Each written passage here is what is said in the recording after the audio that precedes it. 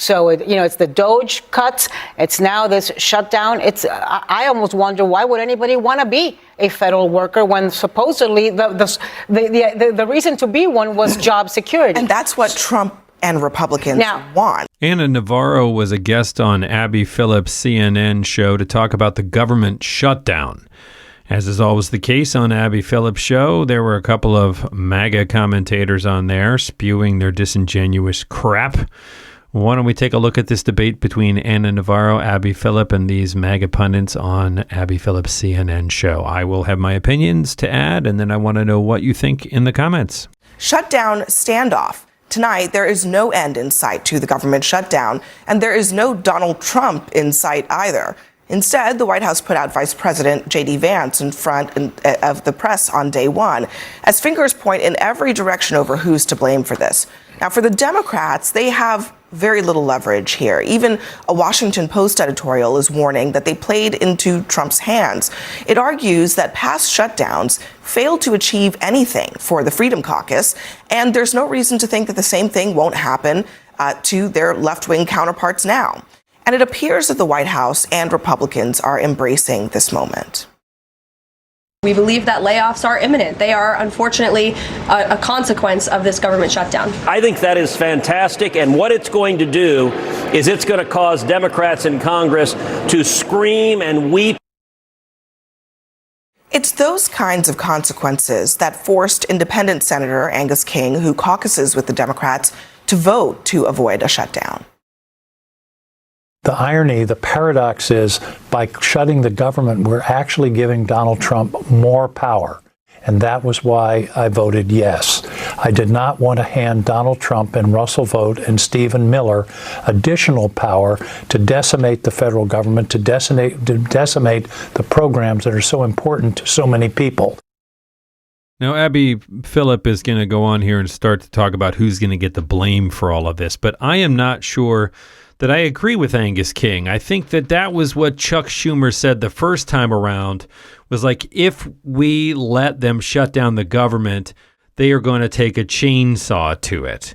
So we can't let that happen. That's what they want. This time around, Chuck Schumer has flipped his tune, and he said, you know what? We have to take a stand on this. And the reasonable question to ask is, why? What's different now, Chuck?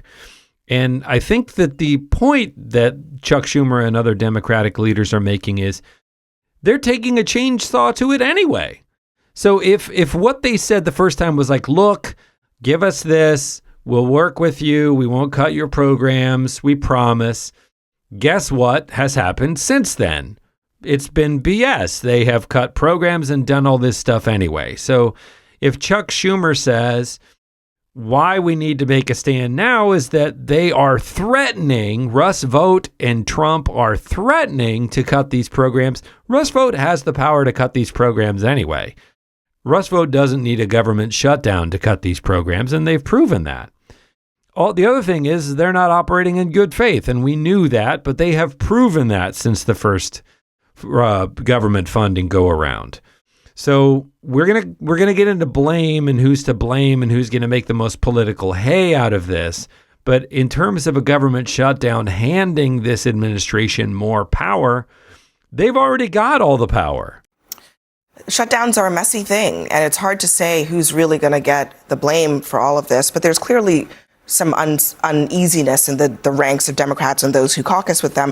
Let me just read for you, Anna, what Democratic Representative Jared Golden said. He said, this government shutdown is the result of hardball politics driven by the demands of far-left groups that they are making for Democratic Party leaders to show their opposition to Trump.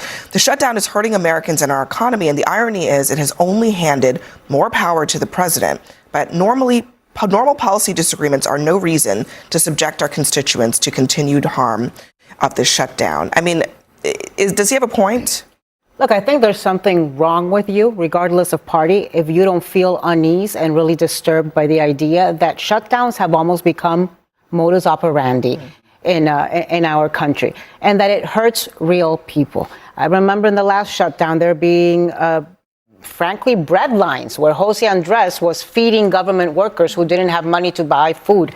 And this comes right after the trauma that government workers, federal workers, have faced as a result of DOGE. So, it's the DOGE cuts. It's now this shutdown. I almost wonder, why would anybody want to be a federal worker when supposedly the reason to be one was job security? And that's what Trump and Republicans want. They don't want people to serve in the federal government. So this is handing them a win. But I also think you can't make light of the fact that there is a real issue that Democrats are fighting for here, which is the ACA subsidies and the millions of Americans that are going to be hurt when those subsidies disappear. I don't get an ACA subsidy, but I am on the ACA exchange.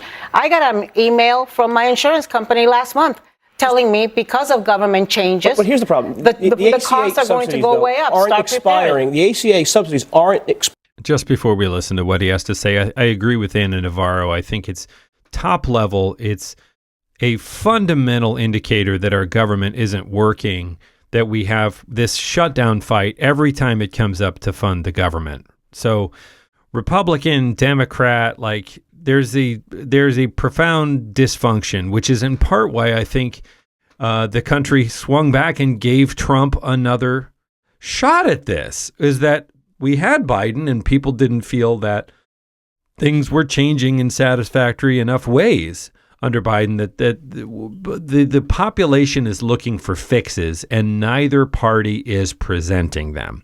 Now, I think the Democrats are paying better lip service to it. They identify the issues more accurately and they say they want to fix it more convincingly. But the fixes, and Biden did accomplish a lot of legislation, but I think that on the ground, whether you call it the price of eggs or whatever you call it, whether it's a culture war issue, the vibe was, this isn't feeling like I've got a chicken in every pot. 60% of the country still living paycheck to paycheck, et cetera, et cetera, et cetera. So we definitely need some kind of new fix. In terms of this shutdown fight, the Democrats don't really have any weapons to fight with except resistance, except refusing to play along and vote. The metaphor that occurs to me is, imagine a husband and a wife and they've got 100 kids, and the wife is the Democrats and the husband is the Trump administration. And what it feels like to me is, and the kids are all theirs together, right? Huge family, and the kids are all of us Americans, is that dad is saying, you got to do what I say. It's my way or the highway. And if you don't vote for this thing I'm demanding you vote for, I'm going to start killing kids. And mom, the Democrats are saying, well, don't kill any of the kids. They're all our kids. We need to care for all of them. And he said, well, I'm not going to kill the kids that I like first. I'm going to kill the kids that you like first. That's what it feels like to me, is that it's a hostage scenario. And I think that the gamble here, to come out of this awkward metaphor for a minute, I think the gamble here is like what Abby Phillip said early on, is that they were trying to figure out how to affix blame to the other party. I do think that the American population is beginning to feel it was painful before. It's begun to feel acutely painful now, and nobody is excited about Medicare and Medicaid being cut. And I think that this is going to damage the Republicans more. But this idea that, the Republicans, the tweet they shared earlier of this is pretty cynical of the Democrats. We're just trying to pass a clean thing and they're holding us hostage. That's this flip-flop, accuse your enemy of the crime you're currently committing. They just did a nuclear thing, the nuclear option in the Senate, to, on a simple majority, approve these appointees that have been held up. Previously, you need 60 votes. They just enacted the nuclear option to get it through on a party line vote. If they wanted to do that to reopen the government, they could do that too. They've proven that they don't have any scruples. They're just trying to make political hay of this. Firing until December. And that's part and parcel to the debate we're having, right? The Republicans, and do you trust Congress? Do you trust this Congress to do anything in time? It doesn't matter if you trust them. You have to. They have the power to do this. The Republicans have said, let me finish. We gave her some time. The Republicans have voted on 13 clean CRs at times in history in the last few years when Democrats controlled the House, the Senate, and the White House. Republicans did that. I can read you a laundry list of Democratic elected official quotes, including Chuck Schumer, including Hakeem Jeffries, talking about how necessary it is not to insert partisan politics to pass clean CRs. Suddenly, they decided that this one is going to be different, and they own the consequences. A poll out yesterday in the New York Times, 65% of people say the Democrats should not have done this. That's bad polling for the Democratic Party. This is the Chuck Schumer shutdown. He is responsible for this, and no aligning of the stars is going to make the public see it any differently. I mean, I do think that, first of all, I think the polling and the public sort of impression of this is going to be a big question mark, because one of the other different parts about this shutdown is that previously you didn't have like a federal government and the governing party celebrating people losing their jobs, celebrating people not getting their paychecks. I mean, let me just play what President Trump said about this just tonight. Listen.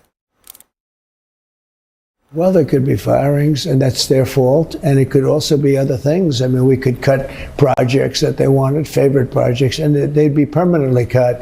So you could say, a lot of people are saying Trump wanted this, that I wanted this closing, and I didn't want it. But a lot of people are saying it because I'm allowed to cut things that should have never been approved in the first place. And I will probably do that. I just think people are watching this and they're like, wait a second, who wants to open the government? Because Trump seems to be really comfortable with the fact that he gets to do, in his view, in his mind, maybe that's not legal, but in his mind, he gets to do what he has always wanted to do. Well, that's right. And I think that to the earlier point about whether or not this shutdown gives Trump more power, Trump already believes that he has unlimited power. He believes that everything is being challenged in the courts. He's tried to fire federal workers. He's gone beyond the bounds of any other presidency in our nation's history. And I think the interesting thing about this is that not only is he praising a shutdown, but Republicans on the Hill are actually, when you ask them about the ACA subsidies, they said, well, why do we need to do that? We didn't actually this is not why we got elected. We got elected on the border. We didn't get elected to provide health care for people, which I find interesting because it just shows you that they are nowhere on this issue, and they're likely not going to come to the table. And to be honest with you, everyone keeps on saying this is a Chuck Schumer shutdown. Can I just tell you, Democrats don't give a crap about Chuck Schumer's future.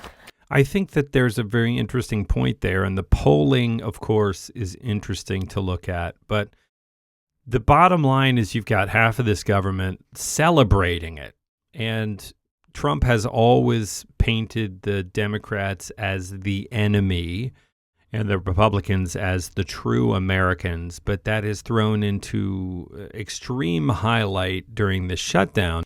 And there's the clip they showed of Ted Cruz being like, well, I think this is great. You know, I don't think Americans think this is great. Certainly if you're in a government job that you're talking about not getting your furlough pay, I don't think this is great. This is not how our government is supposed to work. Yeah, but hold on. I'm not done. I let you talk. You're right. The senators in the Senate, they do not give a crap about what Chuck Schumer is going to do, whether he's going to remain leader. Hakeem Jeffries doesn't care about Chuck Schumer. I don't know about Anna does. I mean, a lot of people. I'm a registered Republican. You certainly don't care about. You certainly don't care about Chuck Schumer. And I'm from Florida. Chuck Schumer cares. He's been holed up with Democratic groups like MoveOn.org in a war room about the shutdown. He's afraid of not anything else but AOC. But that's what Chuck Schumer's afraid of. That's why he suddenly has his beer muscles. Do you realize that primary for the U.S. Senate seat, if Chuck Schumer runs for re-election, is in 4 years? And he's scared. Okay. Do you think anybody cares? I'm not the only one saying this. Do you think anybody's going to remember in 4 years about this? It's a fair point because it's kind of hard to. It's hard to remember the things that happened last week. But let me just play. Let me play what J.D. Vance was asked about Trump's trolling of Democrats, okay? So, like, a basic question in all of this is, if Trump really was all that interested in getting to a deal with Democrats, would he actually be talking to them, or would he be sending out doctored AI videos? But here's how J.D. Vance responded to it. Is it helpful to post pictures of Leader Jeffries in a sombrero if you're trying to have good faith talks with him? Oh, I think it's funny. The president's joking, and we're having a good time. You can negotiate in good faith while also poking a little bit of fun at some of the absurdities of the Democrats' positions, and even, poking some fun at the absurdity of the Democrats themselves. Hakeem Jeffries said it was racist, and I know that he said that, and I honestly don't even know what that means. Like, is he a Mexican American that is offended by having a sombrero meme? I saw a meme today of Epstein and Trump with fake sombreros and mustaches. I wish a reporter would show it to J.D. Vance and ask him if he thinks it's equally funny and not racist and just having a good time. I mean, part of the reason that was described as racist is because in the video, what is being said is essentially that Democrats want to bring in all of these, Latino Mexicans or whatever, and that they don't speak English anyway, so they don't know who they're going to vote for. I mean, it's pretty clearly a racial attack. So, Abby, this is not really my ballywick, right? I'm a lawyer, and the only thing that I'm being affected by seriously is when I'm speaking to the U.S. Attorney's Office and the SEC on Monday, and they're going to give me paperwork, and they're like, well, if we're here on Wednesday, we'll get it to you because we may not be here on Wednesday. But, I spoke to one of my closest friends who lives in Switzerland. He's of Greek origin. I spoke to one of my closest friends who lives in Florence, Italy.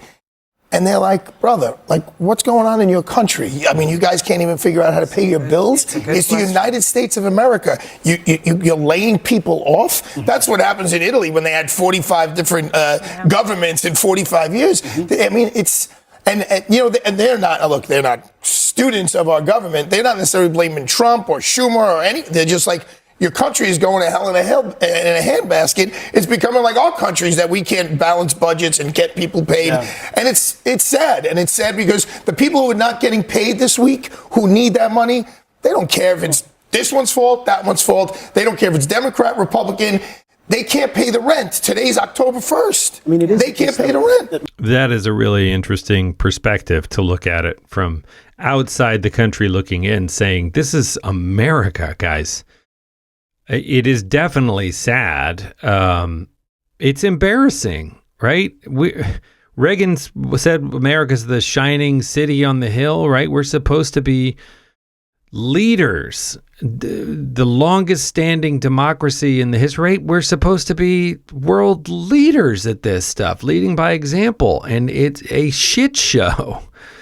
It's embarrassing in addition to being genuinely destructive for, the idea that a president would divide the country up into people on his team and everybody else is an enemy, right? Democrats are enemies and people that vote for Democrats deserve what they get, and we're going to fire those people that align with that. It's just, however you feel about Trump, look at it that way and say, is that how you want this country to function? Shouldn't a president be trying to make America better for all Americans? Shouldn't he be trying to, or she, I suppose, shouldn't the president of the United States be trying to bring us all together?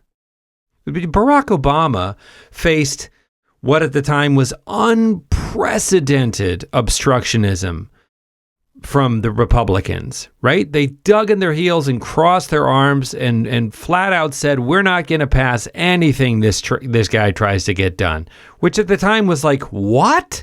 That is literally your job, is to try and find compromise and move things forward in a better way. Absolutely argue that it should be this way or that way, but make progress. Now that party is in charge again, and what they're saying is we're going to wield this power as a cudgel to punish our enemies, who, by the way, are half of this country's population. Most of the federal employees who aren't getting paid now will get their money back eventually. So, I mean, for taxpayers, these people aren't doing their jobs right now. You tell it to the landlord. Actually, I don't know if we know that they're going to get their money back. I'm not sure this Congress. There's a law that was passed. Well, I mean, if they're fired, they won't get. Well, if they're fired, they won't get. And it sounds like they're going to try to fire them. It's certainly the possibility that will happen to some people. And if projects are canceled, there's contractors that are going to lose. There are certainly going to be consequences. For Democrats to have supported the CR, sounds like. Well, perhaps. I think that and again, this MAGA chucklehead can't help but play the blame game. nope, Democrats are going to get blamed for it. I mean, I did another video where I was talking about Tomi Lahren and feeling like there was a glimmer deep in Tomi Lahren's eyes that this sort of inkling, this sort of lizard brain level, unease of like, am I on the wrong side of this? Or maybe not even that. Maybe, is this going to end up coming around to bite me? And I don't see that in this guy's eyes. I don't see that. I bet he's a perfectly nice guy and a loving husband, and he's a good father to his kids, whatever. He seems like a nice guy. But I feel like this guy does not have an inkling of like, I think there is a certain population of this country, and I don't know what side of the political divide they may fall on or not, but that they think that life is just transactional. And it's just like an arm wrestling match. This guy has said on other videos that it's like they can all go get a beer and set aside their differences later. I don't think that's the country we're living in anymore. It's certainly not the country that our leadership currently is trying to make. And guys like this, the fact that they can sort of be like, no, he's just, this is the Democrats playing politics and Chuck Schumer's worried about AOC. That's not what's happening here, dude. They're deploying troops to Chicago and Portland. Come on, you don't see it. You don't see it? Some of the people are like, you see it, and you're just too well paid, and you're being paid to downplay it. This guy just looks like a lovable dope. He's like, what, guys? They're nice. They're not nice. Listen to Stephen Miller talk about anything. They're not nice. I don't know. Am I overreacting? Let me know what you think in the comments.